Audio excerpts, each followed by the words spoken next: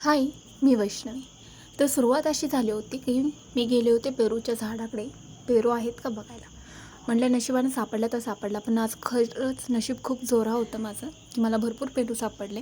मी इकडे तिकडे न बघता सगळ्यात पहिल्यांदा घरी गेले, पेरू व्यवस्थित धुतले आणि त्याचे काप केले आणि चटणी मिठासोबत खायला सुरुवात केली. खरंच भारी वाटत होतं या. थोडंसं गोड, थोडंसं तुरट असं तोंडात चव येत होती त्याची. नंतर म्हटलं सहज बसावं, तर तिथे मला ना भरपूर पैसे दिसले. बापरे, म्हटलं इतके पैसे.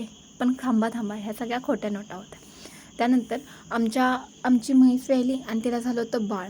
मग ना त्या म्हशीच्या चिकापासून आमच्यात बनवतात खरबीज, तुमच्याकडे बनवत असतील. आणि नंतर मम्मी बसलं होतं असं सहज बोलत, आणि त्यावेळेसच आम्हाला हा छोटासा वाळा दिसला. आधी असं वाटलं तो सापच आहे, पण हा खरं तर साप नाही, वाळा आहे. आणि सेम तो सापागतच चालतो, म्हणजे घसरत वगैरे जातो, आणि त्याला आपण पकडाय गेलो की तो खूप जोरात वळवळतो. आणि तो इतक्या जवळनं व्हिडिओ थोड्या केल्यानंतर वेळानं मोठा बसलो दिसतो, आणि आणि नंतर खरं तर तो आमचे खूप छोटा आहे. खूप इशूला म्हणजे खूप छोटा.